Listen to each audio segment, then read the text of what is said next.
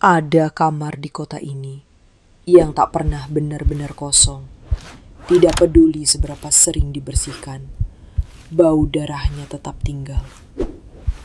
Orang-orang bilang itu hanya cerita, tapi cerita tidak meninggalkan goresan di dinding, tidak mencakar pintu dari dalam, tidak membuatmu bermimpi tentang wanita yang tidak pernah kau temui. Hotel tua di sudut ilir barat itu seharusnya sudah tutup, tapi kamar 17 selalu menyala. Namaku Arga. Aku datang untuk menantang rasa takut, tapi yang kutemukan adalah sesuatu yang selama ini diam, menunggu, dan tahu namaku sebelum aku sampai.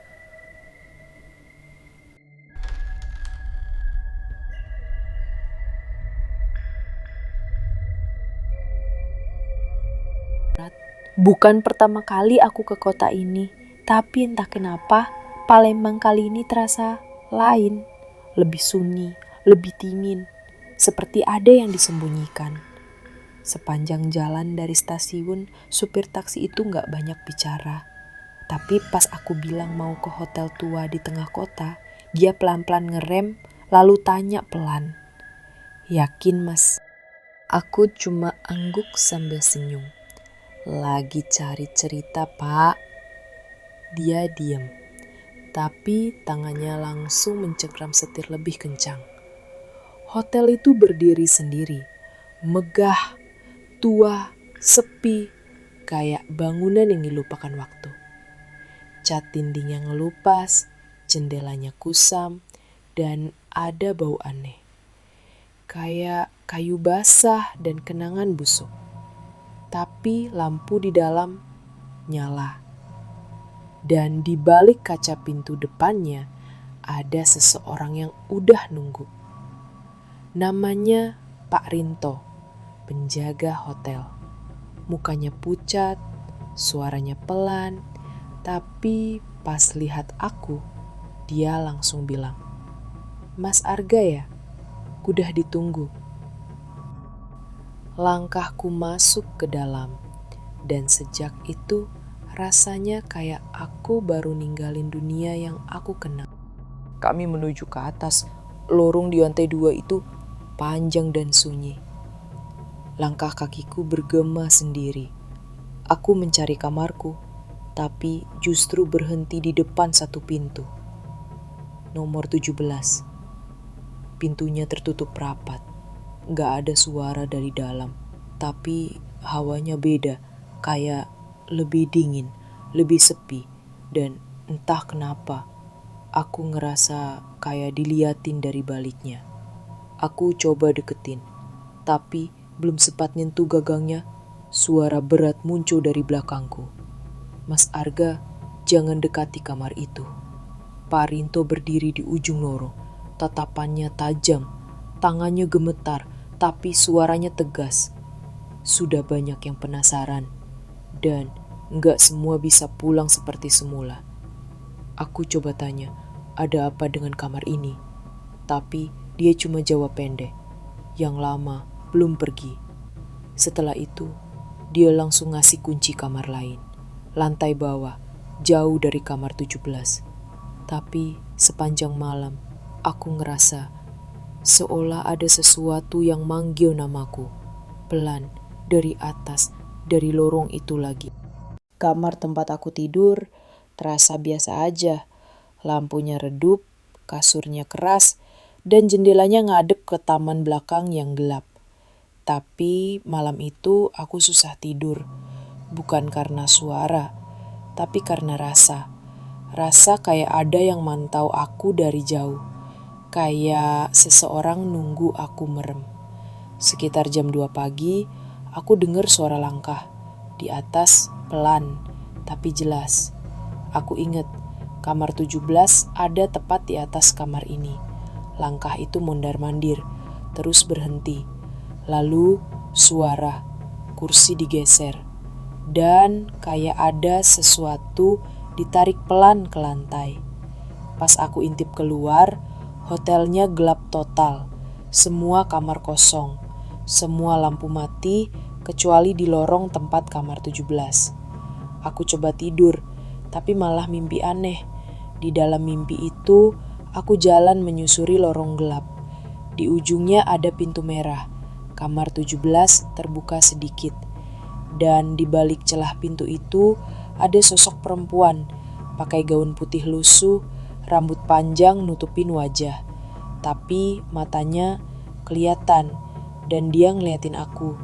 Tiba-tiba aku kebangun, keringat dingin. Dan pas buka mata, aku dengar suara, bisikan pelan, dekat banget, kayak dari bawah tempat tidur. Malam itu, aku gak tidur lagi. Dan sejak saat itu, aku tahu, kamar 17 gak sekedar kamar kosong, tapi semacam lubang. Lubang yang pengen nyeret aku masuk. Besok paginya, aku gak langsung pergi.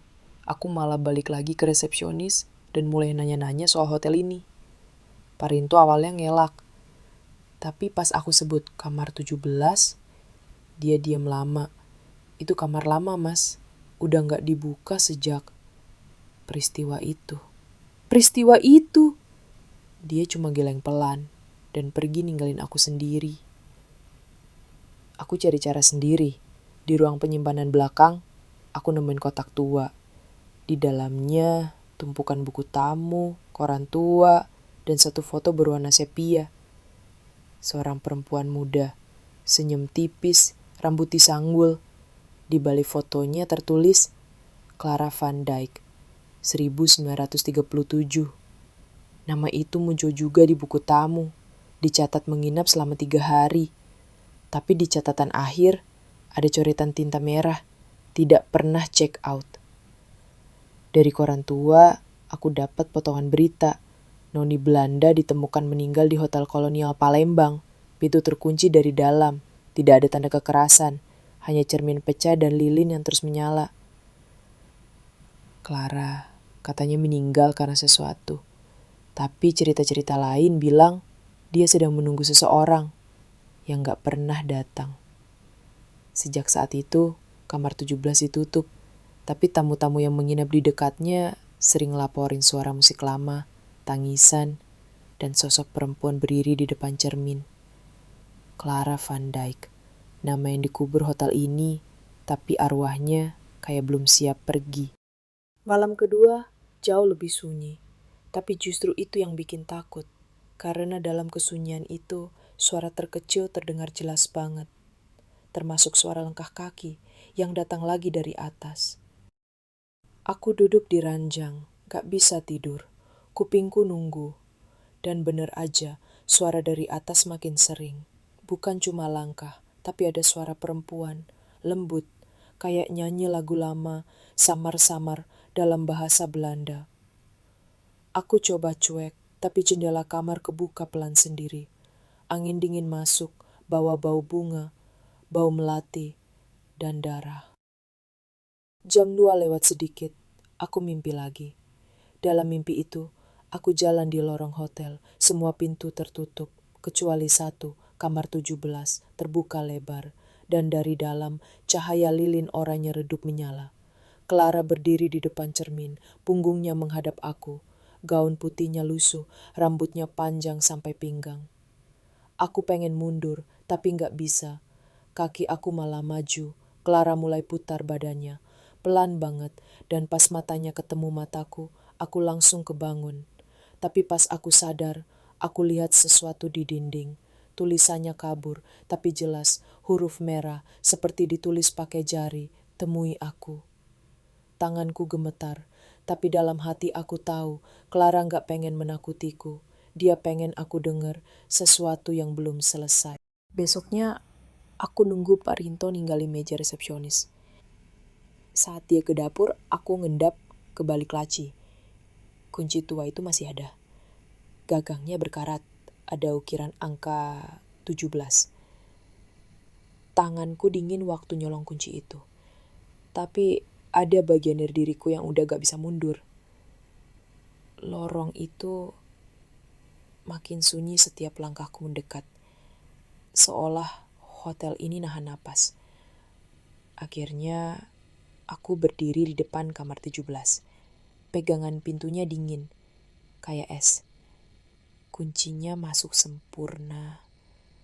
Tapi sebelum aku putar, aku dengar suara Clara. Tapi gak dari dalam, dari belakangku, dari lorong. Tapi gak ada siapa-siapa. Aku putar kunci. Bunyi kliknya pelan. Tapi rasanya kayak jeritan. Dalamnya gelap. Semua ditutup kain putih. Bau apek, bunga busuk, dan sesuatu yang lebih dalam. Bau masa lalu yang belum selesai. Di tengah ruangan satu cermin besar. Retakannya sama persis kayak yang ada di mimpi. Lilin di meja tiba-tiba nyala sendiri. Gak ada angin, gak ada suara, tapi nyalanya tenang, kayak menunggu aku datang. Aku tahu, ini bukan cuma kamar, ini semacam jendela, ke waktu, ke tragedi, dan Clara belum selesai cerita. Begitu aku masuk, pintu kamar 17 nutup sendiri. Jendelanya tertutup rapat, tapi angin tetap masuk, membawa isikan. Tiba-tiba mataku buram, kepala berat, dan semuanya gelap. Saat aku buka mata, aku bukan di kamar itu lagi. Aku di masa lalu.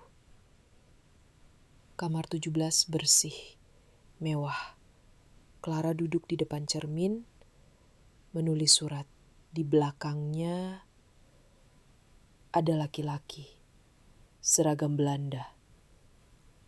Wajahnya dingin. Mereka bertengkar. Clara menangis. Laki-laki itu pergi, meninggalkan dia sendiri. Clara menyalakan lilin, satu persatu, lalu berdiri menghadap cermin, seperti bicara pada dirinya sendiri. Suara Clara, lirih. Kalau aku tak bisa hidup bersamamu, lebih baik aku tinggal di sini. Selamanya. Dia menggenggam pecahan cermin. Dan ya seperti yang kita tahu, fungsi pecahan itu untuk apa. Lalu aku tersadar. Kamar itu kembali seperti semula dengan kondisi kumuh, tak terawat. Aku kembali ke kamar dan melewatkan malam itu dengan penuh pertanyaan di kepala. Pagi datang seperti biasa. Aku menghabiskan waktu berkeliling kota Palembang dengan segala sejarahnya. Mencoba melupakan kejadian semalam. Bukan pertama kali aku mengalami kejadian seperti ini. Masa mudaku memang dihabiskan dengan bergumul dengan dunia lain. Menyeramkan juga menyenangkan. Aku kembali ke hotel dan mengobrol seputar kota ini dengan Pak Rinto. Dia bekerja sudah puluhan tahun di hotel ini ternyata. Bercerita soal Clara menghabiskan waktu yang tidak sebentar. Ternyata Clara primadona pada masanya. Aku kembali ke kamar mencoba tidur. Berharap Clara datang ke mimpi malam ini. Benar saja, tak perlu waktu lama buat Clara datang ke mimpiku. Mimpi itu terasa nyata. Clara mencoba mendekat dengan wajah noni Belanda pada umumnya. Cantik. Dia bicara, "Tolong aku." Tapi di belakang Clara ada sosok wanita lain. Clara menoleh ke belakang, tepat di hadapan wanita tersebut. Clara berteriak, seakan menyuruh pergi. Aku kembali terbangun dengan pakaian basah kuyup oleh keringatku sendiri. Aku kembali mendatangi kamar 17. Ada yang aneh, gumamku. Aku penasaran terhadap sosok wanita lain di dalam mimpiku.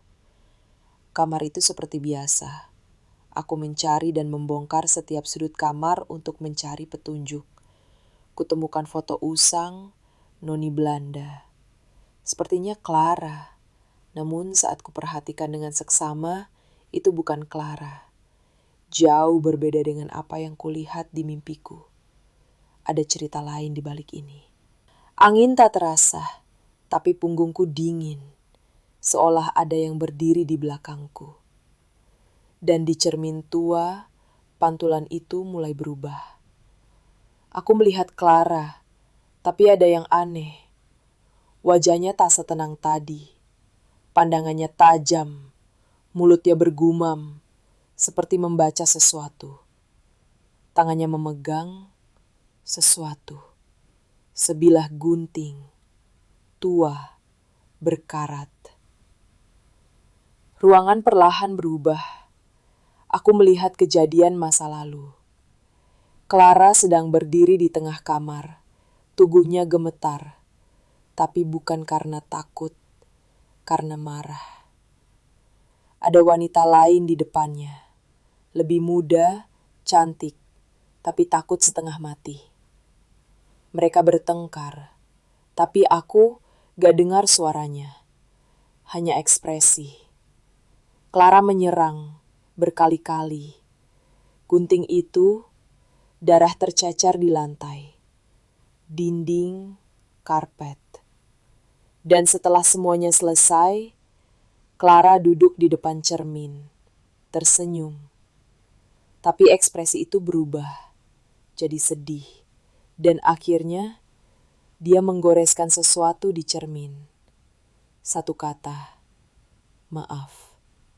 Cahaya lilin padam, gelap total. Tapi aku tahu, sekarang aku tidak melihat korban. Aku melihat pelaku. Clara bukan arwah yang minta tolong. Dia menyembunyikan sesuatu. Dan kamar 17 adalah tempat dia mengubur kebenaran. Aku keluar dari kamar itu dengan tubuh gemetar.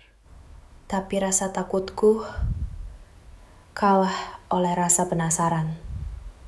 Aku harus tahu siapa Clara sebenarnya. Aku menyusup ke ruangan arsip hotel. Tempat Parinto pernah bilang sudah bertahun-tahun gak dibuka. Di antara tumpukan koran tua dan catatan tamu yang nyaris hancur, aku menemukannya. Sebuah catatan insiden tahun 1938. Insiden kamar 17. Korban Elizabeth A. Van Duren. Luka berulang. Pelaku diduga tewas sebelum proses penyelidikan. Nama pelaku Clara M. Clara adalah tersangka, tapi semua laporan resmi berhenti setelah itu. Tidak ada kasus terbuka, tidak ada persidangan. Seolah semua dibungkam. Lalu aku menemukan satu potong koran. Berita yang tak pernah viral. Hanya satu kolom kecil di pojok. Tragedi cinta di Hotel Van Duren. Wanita cantik tewas. Pelaku diduga membunuh dirinya sendiri karena cemburu buta. Aku menatap foto buram di koran itu. Dan di sudutnya ada satu detail kecil yang membuat napasku berhenti. Clara berdiri di latar belakang, tersenyum di balik garis polisi. Tapi dia tak tampak seperti pelaku atau korban. Dia tampak puas. Selama ini, orang bilang arwahnya tersiksa. Tapi aku mulai curiga. Arwah itu bukan minta ditolong. Dia minta main lagi. Malam mulai turun waktu aku kembali ke kamar 17. Entah kenapa kaki ini seperti dipaksa balik, seolah ada sesuatu yang belum selesai. Dan saat aku membuka pintu itu lagi, semua benda di dalamnya kembali seperti semula. Rapi, bersih, tidak ada darah, tidak ada bekas. Seperti tak pernah terjadi apapun. Tapi Clara ada di sana, duduk di depan cermin. Dia menatapku lewat pantulan, bukan langsung. Dia bilang, "Terima kasih sudah datang sejauh ini, Arga. Aku tunggu lama sekali. Aku ingin lari, tapi tubuhku kaku. Aku sadar, Clara gak butuh bantuan. Dia butuh tubuh baru, butuh korban baru, butuh aku." Dia bangkit dari kursi, perlahan. Gaunnya mengambang, dan di tangan kirinya masih ada gunting itu. Dia mendekat, dengan senyum, tapi wajahnya perlahan berubah, jadi seperti bercampur ratusan wajah lain. Korban atau pengikut? Aku menutup mata, tapi suaranya tetap terdengar di dalam kepalaku. Temani aku, Arga, di sini selamanya. Tiba-tiba semuanya gelap. Dan saat ku buka mata, aku ada di depan cermin, duduk dengan senyum yang bukan milikku. Hotel itu sekarang tutup, digembok, ditutup paksa oleh pemilik barunya setelah laporan gangguan semakin sering. Kamar 17, mereka segel, tapi tak ada yang bisa menjelaskan kenapa dari dalam kamar itu tiap malam selalu terdengar suara piano. Tak ada yang tahu pasti nasibku setelah malam itu. Video terakhir di kameraku hanya berisi rekaman pendek. Aku duduk sendiri di depan cermin, tidak bicara, tidak bergerak. Di deskripsinya hanya tertulis satu kalimat. Aku di sini sekarang, bersama Clara. Dan setiap tahun di tanggal yang sama, ada tamu baru yang menginap di kamar itu. Tapi tak pernah check out. Terima kasih sudah menonton video ini. Nantikan cerita selanjutnya. Lebih kelam, mencekam, dan lebih malam.